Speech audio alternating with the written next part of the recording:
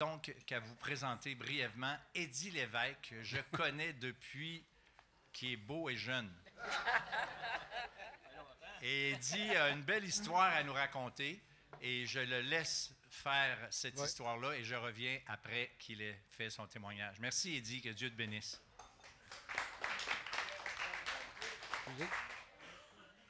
Merci.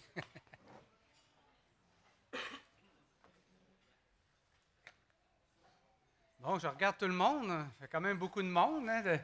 Mais merci d'être là. Merci de prendre le temps de venir entendre ce que j'ai à vous raconter.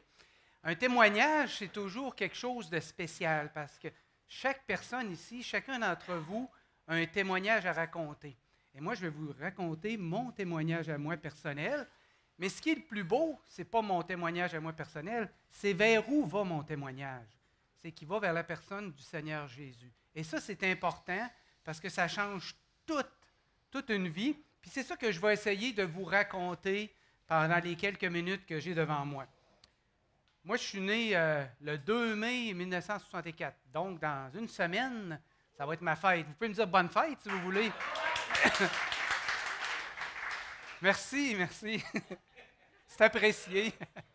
Moi, quand je suis venu au monde, j'étais, à l'époque, ils appelaient ça un siège. Fait que je suis sorti les fesses en premier et non pas la tête en premier. Mais à l'époque, heureusement que ma mère, elle avait un bon médecin parce qu'il était capable de pousser ça, virer ça pour que je ressorte comme il faut, parce que ça arrivait à l'époque quand c'était des chaises que les bébés étaient un petit peu maganés quand ils sortaient. Mais Dieu a voulu que je sois là pour vous raconter mon témoignage, fait que je suis là pour ça. Puis moi, j'ai on était dans une famille de 4, j'ai 2 grandes sœurs, puis j'ai mon petit frère qui est 1 an plus jeune que moi qui est ici avec nous autres. Puis on a été élevés dans des conditions modestes. Je me souviens que ma mère, à une époque, elle nous faisait des vêtements, cousait, parce qu'elle n'avait pas de sous pour pouvoir nous habiller. Puis mon premier vélo que j'ai eu, je me souviens, c'est un vélo de ma cousine qu'elle nous avait donné, un vélo vert de fille. Vous savez, avec les barres là, horizontales, là, mais moi, ça ne me dérangeait pas. J'avais un vélo, je pouvais me promener en vélo, j'étais content, que ce soit de fille ou pas de fille, puis il fonctionnait, fait que j'avais du plaisir avec ce vélo-là. Chez nous, quand on est jeune, on ne se rend pas compte de tout, mais mon père, il avait un problème de dépendance, il était alcoolique. Donc, ça a amené toutes sortes de difficultés dans la famille. Puis juste pour vous dire, je me souviens qu'un matin, on était en train de déjeuner avant d'aller à l'école, puis il y a un monsieur qui a cogné à la porte. C'était l'huissier qui arrivait. Puis là, lui, il venait saisir des choses parce que l'hydro n'avait pas été payé depuis beaucoup de temps. Mais pourtant, ma mère donnait l'argent à mon père pour qu'il paye l'hydro. Mais mon père buvait l'hydro. Fait qu'il n'avait pas payé l'électricité. Fait qu'elle a pris à entendre, mais ça vous donne un peu le contexte là, avec comment est-ce qu'il y avait.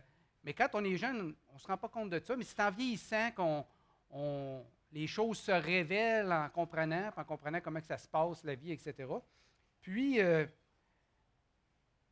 ça m'a donné aussi, ça m'a amené que mon père est devenu un peu mon anti-modèle. Je ne sais pas si vous comprenez, c'est que je ne voulais pas devenir comme mon père. Parce qu'il avait vu qu'il était alcoolique, il y avait toutes sortes de choses. Quoi qu'il y a des choses qu'il m'a données, qui me montraient à travailler manuel, c'était quand même bien, mais il y a d'autres choses que c'est devenu un petit peu mon anti-modèle. Il est décédé en 2024, en 2004, plutôt, 2004.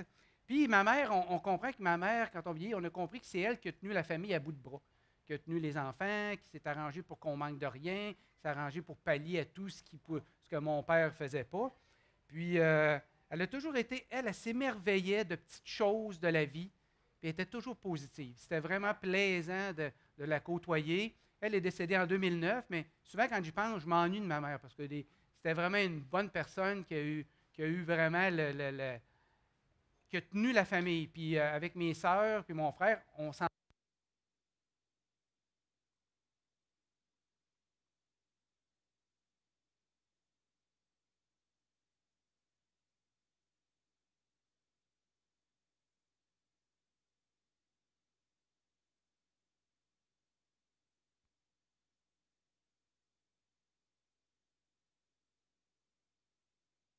C'est reparti? OK. Donc, ce que je disais, c'est que c'est avec. Fonctionne pas? Oui, ça fonctionne. C'est reparti. Je vais essayer de parler fort quand même. OK, bon. C'est pas de problème. Je m'inquiétais. Si en avant, ça ne l'entend pas, j'ai dit en arrière, ça va être. Bon, tout ça pour dire que on a hérité de ma mère quand même, là, tout l'amour qu'elle a manifesté dans la famille avec mes sœurs puis mon frère, on a entretenu ça. Chez nous, c'était catholique. C'était catholique. Moi, je croyais en Dieu dès ma jeunesse. Puis pourquoi que je croyais en Dieu? Même si on nous apprenait la théorie d'évolution puis tout ça, chez nous, il y avait un livre là, que je lisais. Voyez, il y en a que ça me rajeunit pas. C'était les éditions Life. C'est le livre, l'original. Là. Moi, j'aimais ça. J'avais peut-être 8-9 ans. Je lisais ces livres-là. Puis ça l'explique la Terre, comment ça fonctionne. Puis là, il y en a un là-dedans là, que ça nous dit la Terre avec le noyau de feu, puis le magma, puis la température exacte pour que la croûte soit dure pour qu'on marche dessus, la distance du soleil. Puis moi, j'avais 8-9 ans, puis je me disais, « Wow! » Je ne pouvais pas croire que c'était le hasard qui faisait ça. Dans ma tête de petit kid, là, parce que moi, je suis un peu scientifique, hein, je suis en informatique, fait que je suis très cartésien, si on pourrait dire, dans ma manière de penser. Je ne pouvais pas croire que c'était le hasard qui avait fait ça. J'ai dit, dans ma tête, il y avait un Dieu créateur. Puis j'aimais ça d'aller dans le bois en arrière de chez nous. Je regardais les queues de poilons, je regardais les têtards, les oiseaux, puis tout ça. Puis tout ça, ça m'émerveillait. Puis dans ma tête, c'était quelqu'un qui avait créé ça. Mais je ne savais pas c'était qui. Mais c'était un Dieu qui avait créé ça. Puis quand je suis devenu chrétien, puis je me suis mis à lire la Bible, puis j'ai lu la Genèse au début, ça m'avait frappé parce que ça dit « Au commencement, Dieu créa ». C'est ça que ça dit. Au commencement, Dieu créa. Puis ça m'a rappelé, quand j'étais petit kid, que j'avais 8-9 ans, avec mes pensées que j'avais, ma manière de penser de cet âge-là, j'étais certain qu'il y avait un Dieu créateur, mais je ne le connaissais pas. Mais il y avait un Dieu créateur. Pour moi, la théorie de l'évolution, ça ne marchait pas. C'était comme noyer le poisson. Même si j'étais jeune, je n'arrivais pas à croire à la théorie de l'évolution. Bon. Ensuite, à l'adolescence, on avait eu des cours sur les religions. Ça, c'est peut-être secondaire 2 à peu près. Puis on a vu l'islam, l'hindouisme, le bouddhisme, l'anglican, le catholique. Puis moi, j'étais très méfiant des religions parce que ce que je comprenais, c'était des hommes, des élites qui, eux, se servaient de la religion pour contrôler d'autres hommes. C'était ça dans ma tête. Fait que j'étais très méfiant des religions.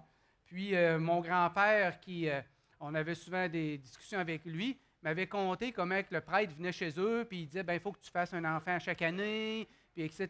Puis il demandait toutes sortes de choses qui n'avaient pas d'allure. Puis même si lui, il était quand même catholique, il y avait une méfiance par rapport à tout ça, la religion, puis peut-être que ça m'a amené à avoir une méfiance. Puis comme adolescent, je n'étais pas quelqu'un de très tumultueux. Moi, je n'ai jamais fumé, j'ai jamais pris de drogue non plus. Changement?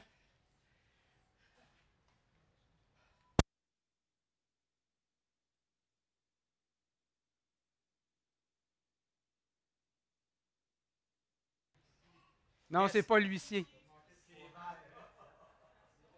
Bon.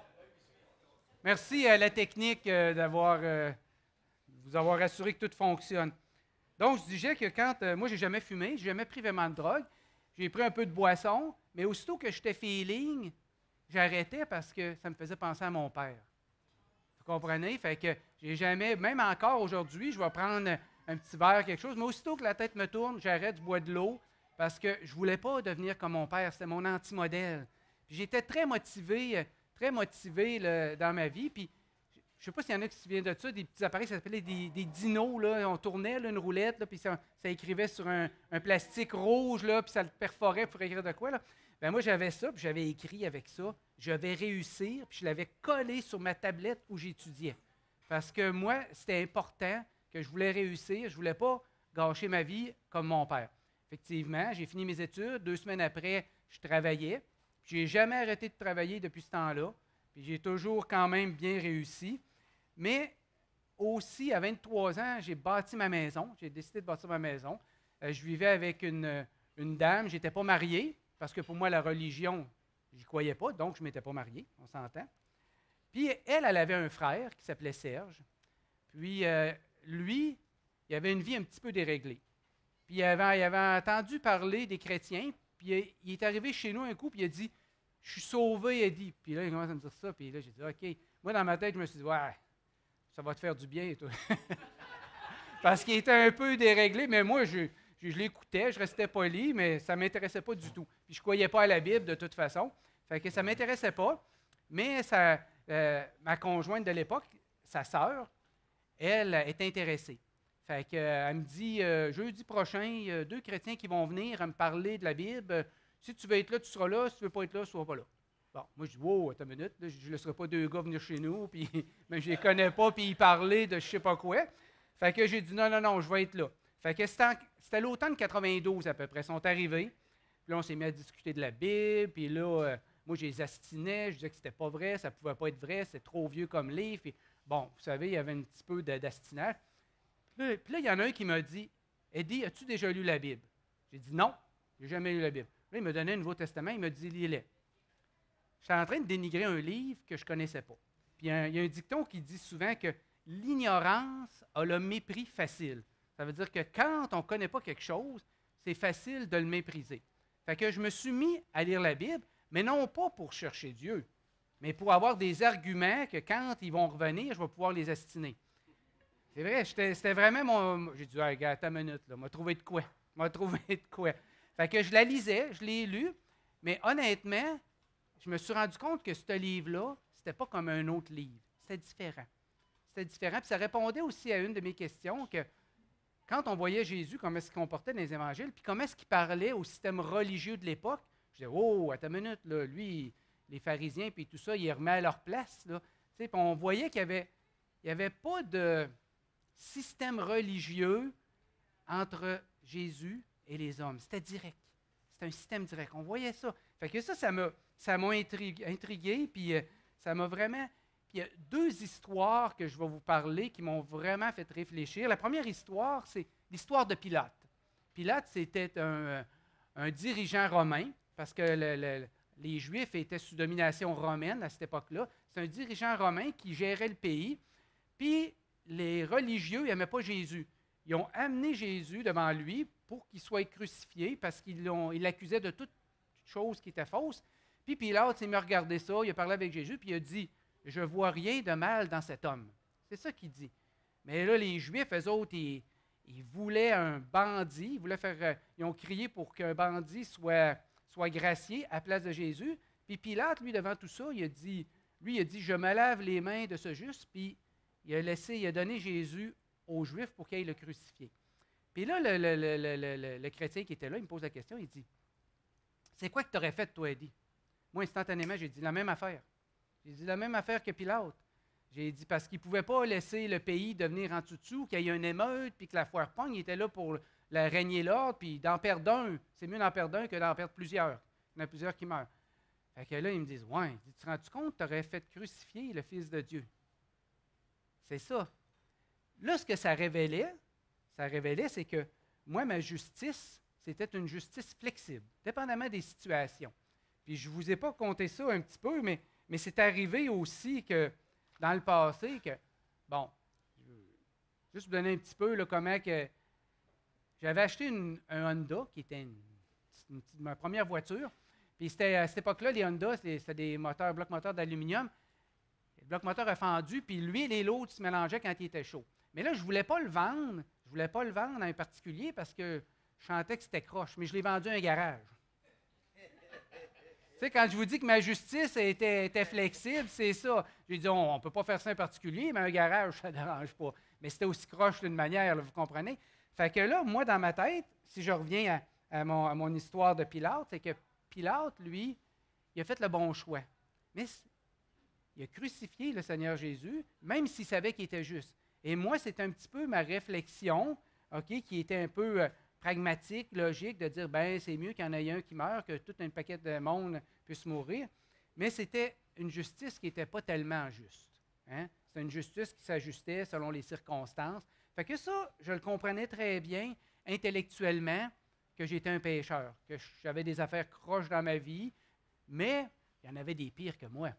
Il y en avait des bien pires que moi. Il y en avait des moins pires aussi, mais il y en avait des pires que moi. Fait que j'étais là dans ma démarche. Puis l'autre histoire aussi qui m'a touché, c'est les 2 malfaiteurs à la croix. On a tout entendu un peu cette histoire-là. Il y a 3 personnes qui ont été crucifiées en même temps que le Seigneur Jésus. Le Seigneur Jésus qui était au centre, puis il y avait 2 malfaiteurs, un à gauche, puis l'autre à droite. Puis les deux malfaiteurs, ils insultaient le Seigneur Jésus. Puis même la foule insultait.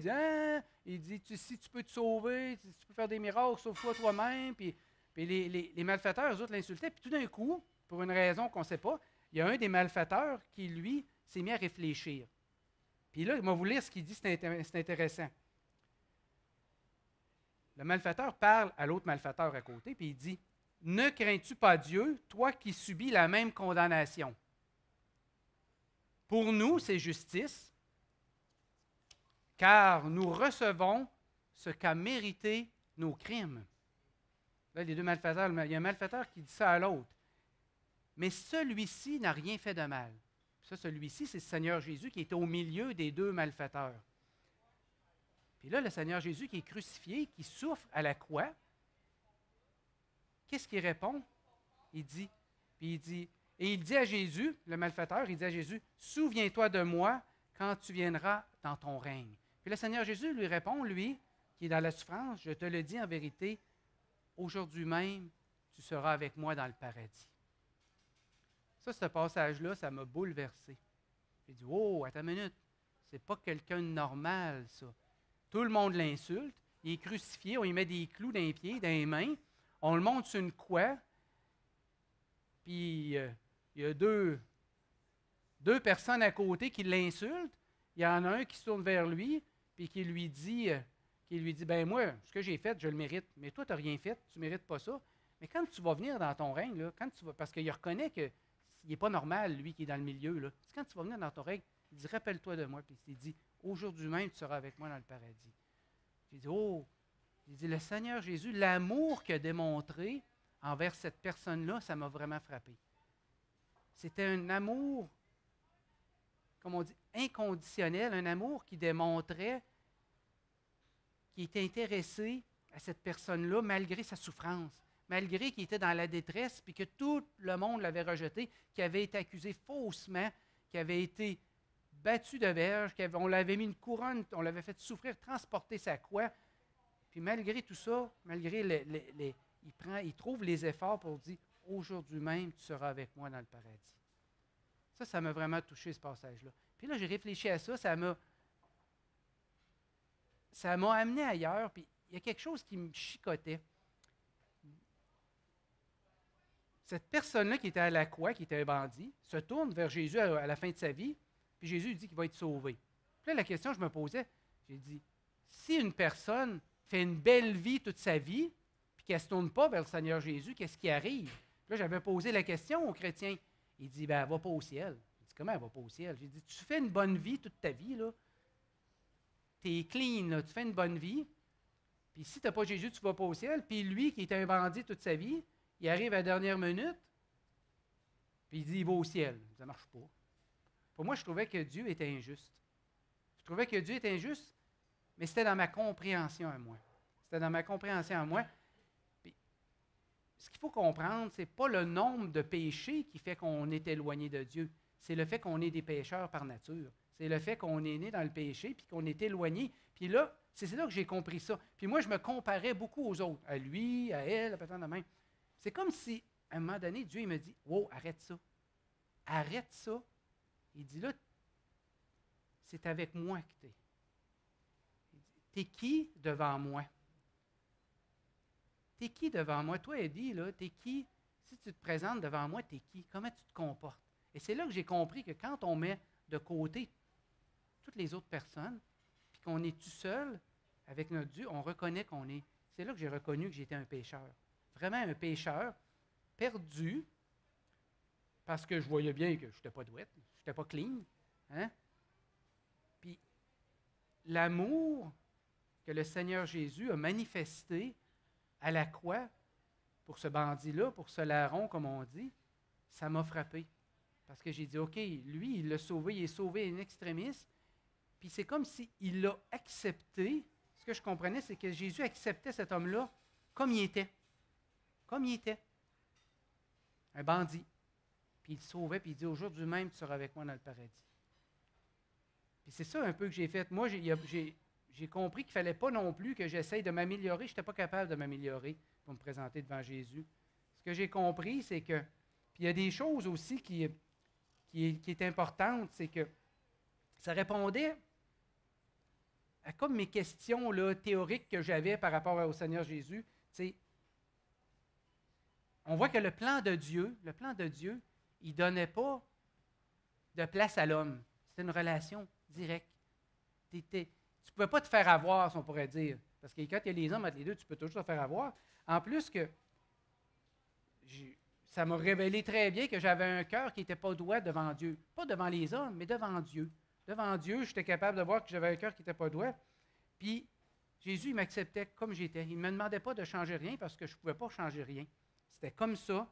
Puis le point qui m'a fait capituler, si on pourrait dire, c'est l'amour du Seigneur Jésus à la croix.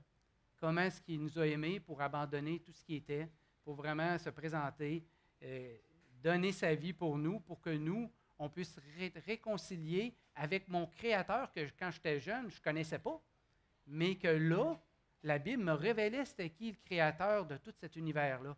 Et ça venait compléter un petit peu toute si on pourrait dire, ce qui trottait dans la tête depuis que j'étais jeune. Je pense que c'est le 26 novembre 92 à peu près, oui, 92, que j'ai accepté le Seigneur Jésus comme mon sauveur. Pas parce que je le méritais, pas parce que j'étais fin et que j'étais beau ou un beau jeune homme, comme il disait, mais tout simplement parce que j'étais un pécheur perdu et que l'amour du Seigneur Jésus-Christ m'a transporté, m'a amené ailleurs. Puis quand, après ça, j'ai appris un chant chrétien qui dit « Oh, la paix que Jésus donne, je ne la connaissais pas ». Ce chant-là, c'est un chant que j'aime parce que c'est vrai, c'est que quand on vient puis qu'on est sauvé puis que Jésus transforme nos vies, on a une paix qui vient nous habiter qu'on trouve nulle part.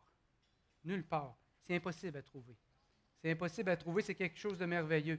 Bien entendu, après ça, on a... la vie continue. La vie continue.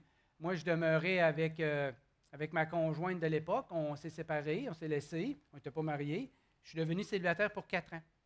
4 ans que là, j'ai appris à me connaître un peu plus. J'ai lu de plus en plus la Bible pour apprendre sur la parole de Dieu. Puis est arrivé quelqu'un dans l'été 96. C'est mon épouse Nadia que j'ai côtoyée. Puis on a commencé à se fréquenter à une conférence au Camp-Brochet là, en septembre 96. Moi, j'étais tout content d'aller y parler puis de dire « Hey, je pense que le Seigneur travaille entre nous. » Elle me dit « Ben ça fait 1 an que je le sais, moi. » Il n'est pas vite, hein? Le gars, il n'était pas vite, hein? Des fois, c'est de même. Des fois, on n'est pas vite sur certaines choses. Mais elle le savait. Elle gardait ça tranquille. Puis quand est arrivé le moment, ben ça s'est révélé. Mais, par exemple, quand je le sais, la chose, moi, j'embraye, comme on dit. J'ai embrayé parce que là, le 1er novembre, j'ai demandé en mariage. Puis le 12 avril suivant, on était mariés. Fait que ça n'a pas traîné quand on sait les choses et qu'on est confiant que c'est ça qu'il faut faire. Fait que là, je l'ai demandé en mariage. Elle avait 25 ans, moi, j'en avais 32. Puis, notre fille est arrivée au monde en 99. Émilie, qu'il y en a quelques-uns peut-être qui connaissent ici, est rendue à 25 ans. Là, elle a fini son université, là, présentement en stage là, à l'hôpital Enfant Jésus comme orthophoniste.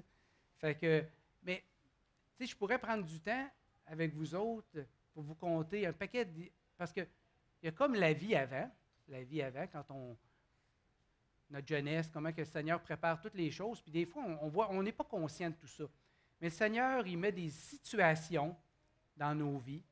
Il met des circonstances, il met des personnes pour nous amener à lui. Comme le fait que vous soyez ici. Après ça, il nous amène à une période où ce qui nous questionne, il veut qu'on prenne une décision, il veut qu'on se positionne pour lui. Puis après ça, il y a la vie d'après. Mais la vie d'après, je pourrais vous conter plein de choses, comment on l'a vu agir dans notre vie. Il ne nous abandonne pas là, quand on est sauvé, puis il dit « OK, c'est fini, salut ». Non, non, il reste avec nous pour tout le temps. Il y aurait plein de choses que je pourrais vous conter.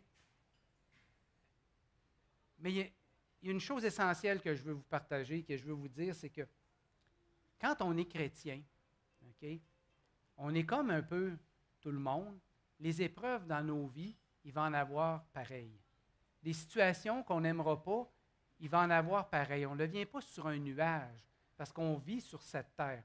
On peut avoir notre âme qui est en présence de Dieu, qui est bien, mais on va avoir des difficultés.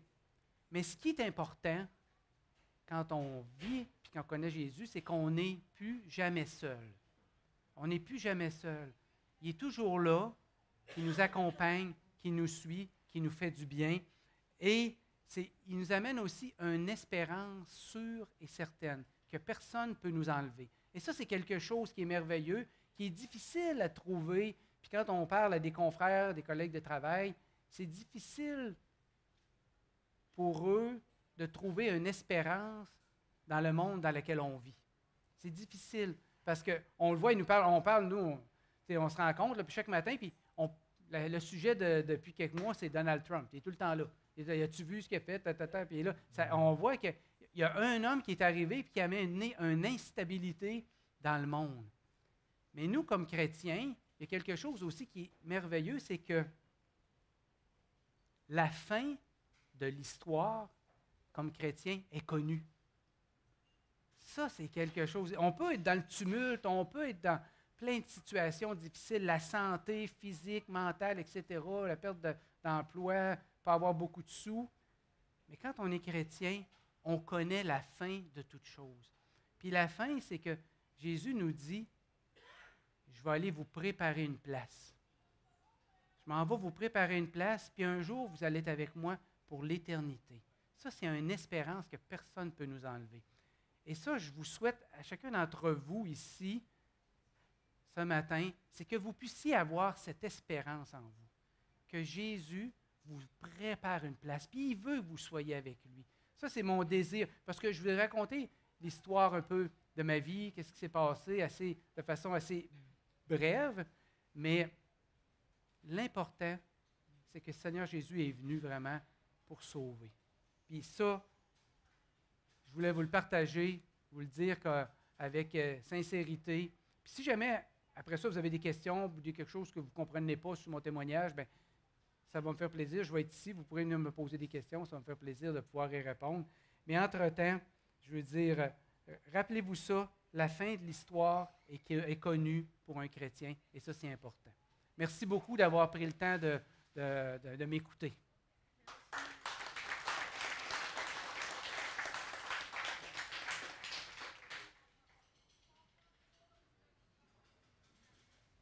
Oh, merci François.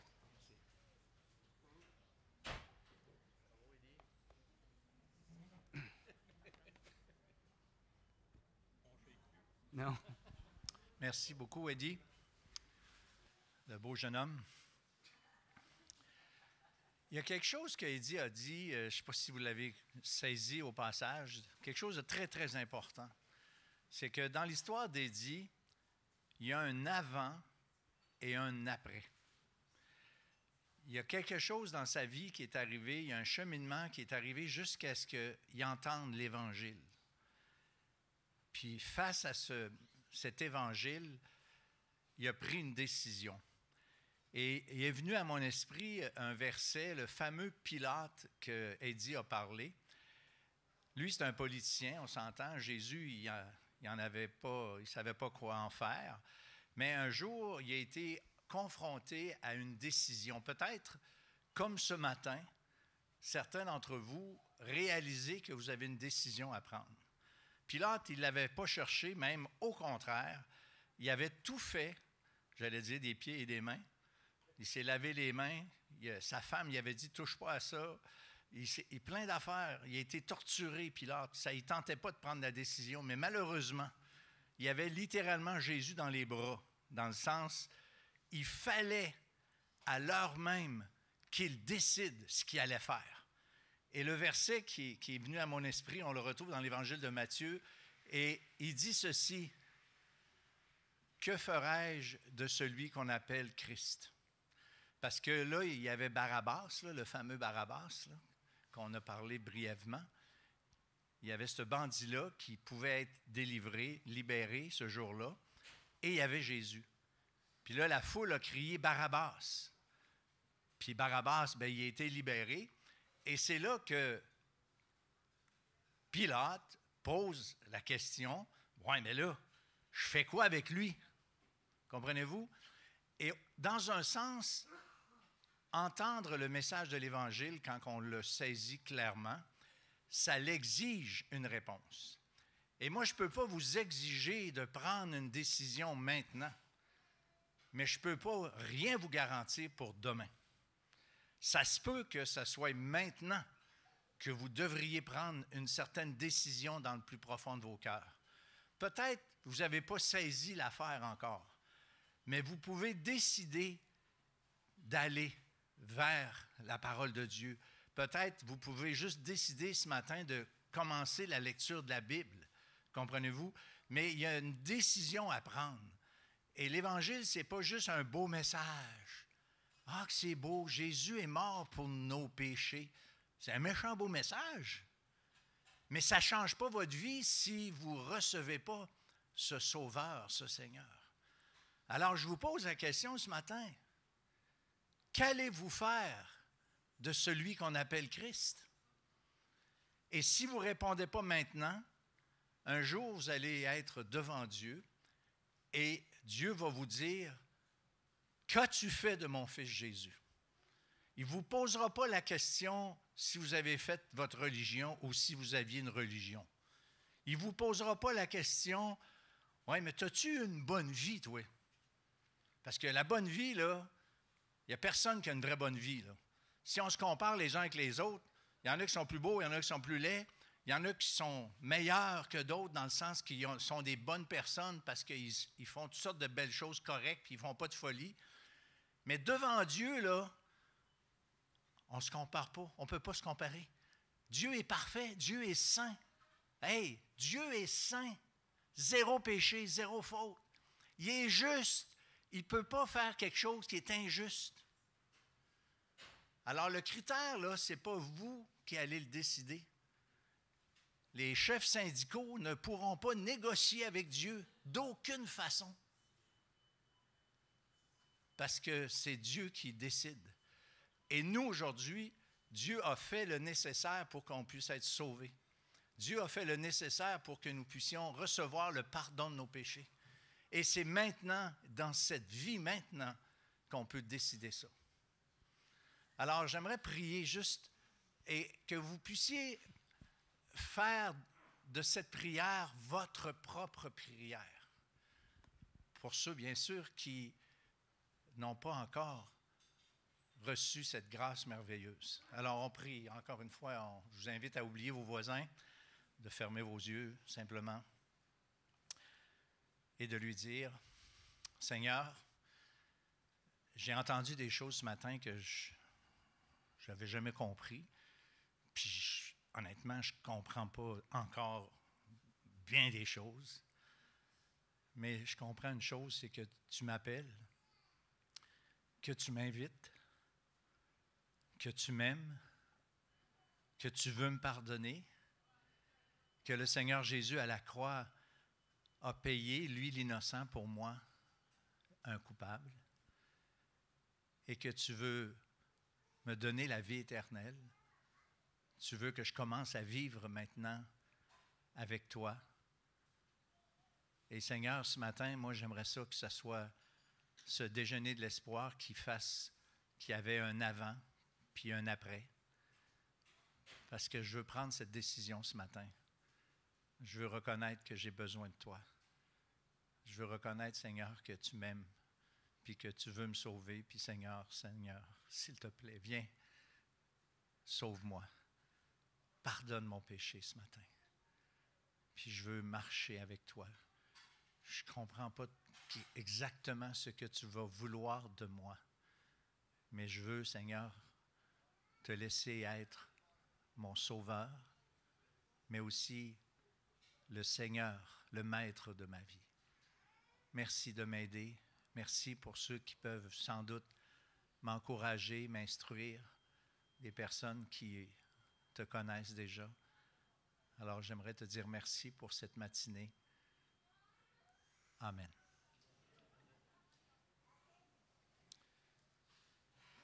J'aimerais vous laisser avec une invitation pour le prochain déjeuner de l'espoir. C'est le 24 mai. Et il y a une boîte de livres en arrière aussi, qu'un autre beau jeune homme là, avec une chemise blanche, avec la barbe blanche aussi, donc il n'est plus si jeune que ça. Il s'appelle Sébastien, et Sébastien a beaucoup à cœur de partager des choses, des petits livres, il y a des évangiles, et il y a entre autres le résumé ici d'un cours Bonne Nouvelle, c'est une feuille. Alors je vous invite à prendre la feuille, ça ne vous oblige à rien si vous prenez la feuille. Il y a mon nom, mes coordonnées à la fin. Puis ça, c'est un résumé de 11 leçons d'un cours qui s'appelle le cours Bonne Nouvelle. Levez la main pour le fun. Ceux qui ont déjà suivi ou qui suivent encore ce cours Bonne Nouvelle, qui sont ici. Ah, il y a quelques coupables ici, à ma gauche, là, puis il y en a là-bas.